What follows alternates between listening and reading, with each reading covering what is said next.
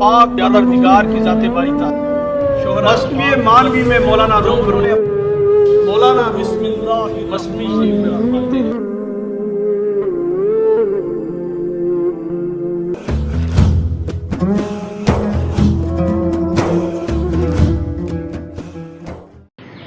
औज़ु बिल्लाहि मिनश शैतानिर रजीम बिस्मिल्लाहिर रहमानिर रहीम अल्हम्दुलिल्लाहि रब्बिल आलमीन अर्रहमानिर रहीम अल्लाहुम्मा सल्लि अला मुहम्मद व आलिहि व बारिक वसल्लम वल हबीबुल्लज़ी तुरजा शफ़ाअतुहु लिकुल्लि हौलिन मिनल अहवालि मुक्ताहिमी। तो आज का हमारा मौजू मौला रूम की मसनवी मानवी से अख़ज़ करदा है और मौला रूम जिन नुकात को अपने मौजू की बुनियाद बनाते हैं वो कुछ इस तरह हैं कि बरोज़े हशर पाक परवरदिगार अपनी मखलूक से ये सवाल करेंगे कि ऐ मेरे बंदो, तुम मुझसे मिलने आए हो तो मेरे लिए तोहफे में क्या लाए हो। तो मौला रूम इसी मौजू को बुनियाद बनाते हुए अपने मज़मून को बांधते हैं। तो आइए इस इंतहाई अहम मौजू का आगाज़ करते हैं। मौला रूम अपने पहले शेर में फरमाते हैं, बर दरे यारां तही दस्तामदन हस्त बेगंदम सोएता हूँ शुदन, हस्त बेगंदम सोएता हूँ शुदन। मौला रूम फरमाते हैं कि दोस्त के यहाँ खाली हाथ जाना ऐसे ही है जैसे कोई बंदा बगैर गंदम के चक्की वाले के पास चला जाए, क्योंकि ये एक दुनियावी लिहाज से भी इंतहाई इखलाकी अमल समझा जाता है कि जब हम किसी दोस्त या रिश्तेदार के घर जाएं तो कुछ ना कुछ अपने साथ लेके जाएं। खाली हाथ जाना, जिसके पास जाते हैं उसके दिल पर भी मायूब गुजरता है और रस्मी और दुनियावी लिहाज से भी ये अमल इंतहाई नागवार है। तो अल्लाह पाक भी हशर वाले दिन अपनी मखलूक से कुछ यूं गोया होंगे, हक ताला खल्क रा गोयत बहश अरमगां कुआज बराए नोज़े नशर, अरमगां कुआज बराए रोज़े नशर। तो मौला रूम फरमाते हैं कि क़यामत के दिन अल्लाह पाक भी अपने बंदों से कुछ इसी तरह गोया होंगे कि ऐ मेरे बंदो, आज मुलाकात वाले दिन तुम मेरे लिए क्या तोहफा लाए हो। आज जब तुम बेसरोपा हो, जब तुम्हारे पास कोई सामान नहीं, तो तोहफे में अपने दोस्त से मुलाकात के वक्त तुम क्या पेश कर रहे हो। इसके बाद मौलाना रूम फरमाते हैं, जई तुमुना वा फुरादा बेनवा हम बदिनसा के खलकना कुम कज़ा। तो मौलाना रूम फरमाते हैं कि अल्लाह ताला अपने पूरे जलाल और रोब व दबदबा के साथ मखलूक से गोया होंगे और फरमाएंगे कि ऐ मेरे बंदो, क्या तुम उसी तरह खाली हाथ लौट आए जिस तरह मैंने तुम्हें दुनिया में भेजा। अब यहाँ मौला रूम बार बार इस चीज़ पर रोशनी डाल रहे हैं कि अल्लाह ताला मखलूक से ये बार बार सवाल करेंगे कि ऐ मेरे बंदो, मेरे लिए क्या लाए हो। मैंने इस दुनिया में तुम्हें भेजा और तुम्हें कई एक नेमतों से नवाजा, ऐसी नेमतें जिनका कोई शुमार भी नहीं। तुम सांस ले रहे थे, तुम चल फिर रहे थे, तुम्हें ये उम्मीद ही ना थी कि तुम मुझसे मिलोगे। अगर तुम्हें इस बात का इल्म होता तो तुम ज़रूर मुझसे मुलाकात के लिए कुछ ना कुछ सामा करते और मुझे तोहफ़तन अपने अमाल पेश करते।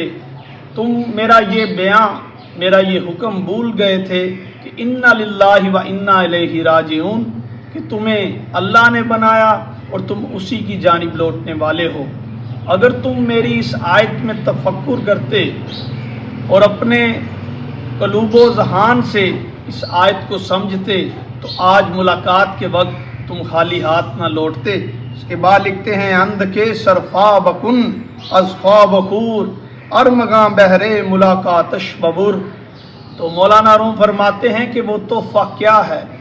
وہ تحفہ وہ شب داری ہے، وہ اللہ کی محبت میں پڑھے جانے والے نوافل ہیں، اور وہ اس کی عشق میں، اس کے محبت میں رکھے جانے والے روزے ہیں۔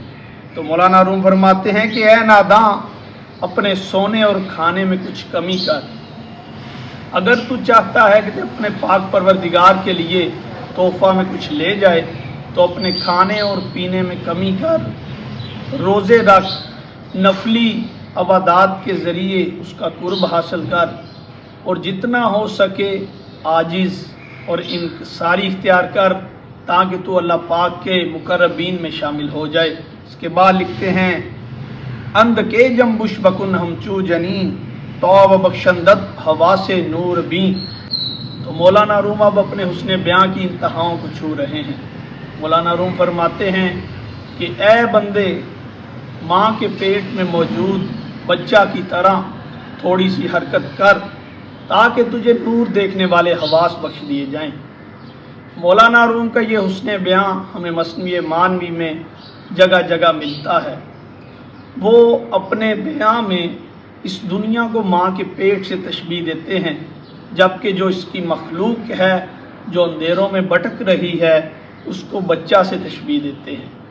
جس طرح ایک بچہ حرکت کرنے کے بعد اپنی ماں کے پیٹ سے باہر آ جاتا ہے اور دنیا کے انوارات اس کے اوپر اپنی تجلیات ڈالتے ہیں، اسی طرح مولانا روم فرماتے ہیں کہ اے بندے، تو اس دنیا کے اندھیروں میں پھنس چکا ہے، لہذا تو اب حرکت کر اپنے مالک کی جانب، اپنے بنانے والے کی جانب، تاکہ تجھے اسی بچہ کی طرح نور بخشا جائے اور تجھے ایسے حواس بخشے جائیں جو تجھے اللہ تعالیٰ کے مقربین میں شامل کر دیں۔ بس جہاں چو رحم بیرومی ربی اور زمین در عرص واسع شوی۔ مولانا روم فرماتے ہیں کہ تو تنگ زمین میں رہ رہا ہے، اور تیرے اوپر جو یہ مصائب اور یہ غم و غصہ کی کیفیت طاری ہے، یہ ان اندھیروں کی وجہ سے ہے جن کا تو پروردہ بن چکا ہے اور جن کے اندر تو نے پناہ لے رکھی ہے۔ تو اب کیا کر، تو خدا کے میدان کی جانب حرکت کر، اسی بچہ کی طرح جو ماں کے پیٹ کے باہر آنے کے بعد اپنی آنکھیں کھولتا ہے تو دنیا کے ان میدانوں کی سیر کرتا ہے، دنیا کے اس ماحول کا عادی ہو جاتا ہے۔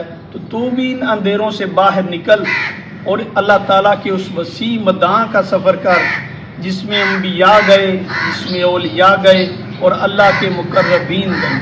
اللہ تعالیٰ قرآن حکیم میں ارشاد فرماتے ہیں ارض اللہ واسعہ، کہ اے میرے بندے، میری زمین وسیع ہے، اس کی سیر و تفریح کر اور اس میں موجود میری بنائی ہوئی اشیاء، میری بنائے ہوئے تمام تر مخلوق کو دیکھ تاکہ تجھ کو تفکر کی عادت پڑے اور تو مختلف نعمتوں کے ذریعے مجھے پہچانے اور میری معرفت حاصل کرے۔ اس کے بعد مولانا روم فرماتے ہیں دل نہ گردد تنگ زاں ارسو فراق، نخل تر آنجا نہ گردد خشک شاخ۔ تو مولانا روم فرماتے ہیں کہ اللہ تعالیٰ کا وہ جو وسیع میدان ہے اس میں کبھی کوئی پودا خشک نہیں ہوا، بلکہ کھجور کا پودا اس کی شاخ ہمیشہ ہری رہتی ہے۔ اب یہاں مولانا روم پودے سے مراد انسانی دل کو لے رہے ہیں کہ اور اللہ تعالیٰ کا جو وسیع میدان ہے وہ اللہ تعالیٰ کا وہ نظام ہے کہ جس کے اندر رہتے ہوئے بندہ تمام تر الجھنوں سے بے نیاز ہو جاتا ہے، غم و غصے سے بے نیاز ہو جاتا ہے، اس پر نہ ہی کوئی خوف ہوتا ہے اور نہ ہی کوئی غم ہوتا ہے۔ اور مولانا روم اسی کیفیت کا بیان کر رہے ہیں، فرماتے ہیں کہ اللہ تعالیٰ کے اس وسیع میدان میں جب تو جائے گا تو نہ ہی تجھ پر کوئی خوف ہوگا اور نہ ہی کوئی غم ہوگا۔ تو مولانا روم فرماتے ہیں کہ جو تیرے دل کی شاخ ہے وہ جوں کی تو ہری رہے گی، اس پر نہ ہی کبھی خزاں آئے گی اور نہ ہی وہ خشک ہوگا۔ اس کے بعد لکھتے ہیں ہاں ملی تو مر حواس را کنو اندو ماندہ می شبی و سر نگو۔ فرماتے ہیں کہ اس دنیا میں رہتے ہوئے تو کہ یہ الجھنوں کا شکار ہو چکا ہے، تو جسمانی اور روحانی طور پر تھک چکا ہے اور یہ تھکاوٹ تیرے اعصاب سے ظاہر ہو رہی ہے۔ اب مولانا روم یہاں دو کیفیات کا بیان فرما رہے ہیں۔ فرماتے ہیں کہ جب تجھ پر اللہ کی جانب سے نیند طاری ہوتی ہے تو تو سکون اور قرار کی حالت میں چلا جاتا ہے، جبکہ نیند سے جاگنے کے بعد تو دوبارہ بے قرار اور بے سکون ہو جاتا ہے۔ تو مولانا روم فرماتے ہیں حاشیے داں تو حال فابرا پیش محمولی حال اولیاء، پیش محمولی حال اولیاء۔ تو مولانا روم فرماتے ہیں کہ اے بندے، تیری یہ تھکاوٹ بے جا نہیں، اور تو اپنی اس تھکاوٹ سے اس نقطہ کو سمجھ کہ جو اللہ کے نیک بندے اور اس کے اولیاء ہیں ان کی حالت وہ والی حالت ہے جو تیری نیند آنے پر ہوتی ہے۔ نیند آنے پر تیرے اعصاب کے اوپر جو سکون اور قرار طاری ہوتا ہے، اللہ تعالیٰ کے مقربین اور اس کے اولیاء ہمہ وقت اس کیفیت میں ہوتے ہیں، اور نہ ہی ان پر کوئی خوف ہوتا ہے اور نہ ہی وہ غم کھاتے ہیں۔ اللہ تعالیٰ نے قرآن حکیم میں ارشاد فرمایا کہ میرے اولیاء اللہ وہ ہیں جن کے اوپر نہ ہی کوئی خوف ہے اور نہ ہی وہ غم کھاتے ہیں۔ تو مولانا روم اس آیت کی جانب اشارہ فرما رہے ہیں کہ اللہ تعالیٰ کے جو نیک بندے ہیں وہ ہمہ وقت اس کیفیت میں ہوتے ہیں جو کہ ایک دنیا میں پھنسے ہوئے انسان پر نیند طاری ہونے کے بعد طاری ہوتی ہے۔ اس کے بعد مولانا روم اپنے اس مضمون کو سمیٹتے ہیں اور اپنا آخری شعر احباب کے سامنے رکھتے ہیں۔ فرماتے ہیں گر صدایت بشنو اند خیر و شر، ذات کے باشد زی ہر دو بے خبر، ذات کے باشد زی ہر دو بے خبر۔ مولانا روم فرماتے ہیں کہ انبیاء اولیاء اللہ کی مثال ایک پہاڑ کی سی ہے۔ ایک پہاڑ تیری ہر قسم کی صدا سے بے خبر ہوتا ہے، تو اس کی جانب منہ کر کے خواہ اچھی آواز نکال خواہ بری آواز نکال، وہ تیری دونوں صداؤں سے بے خبر و بے نیاز ہوتا ہے۔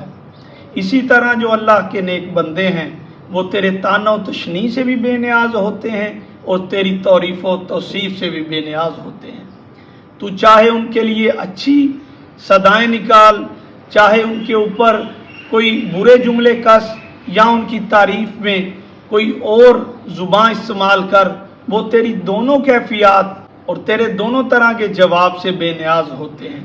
ان کا اصل مقصد اللہ تعالیٰ کی رضا میں راضی رہنا ہوتا ہے، اور وہ اسی میں رہتے ہوئے اپنی تمام تر حیاتی گزار رہے ہوتے ہیں۔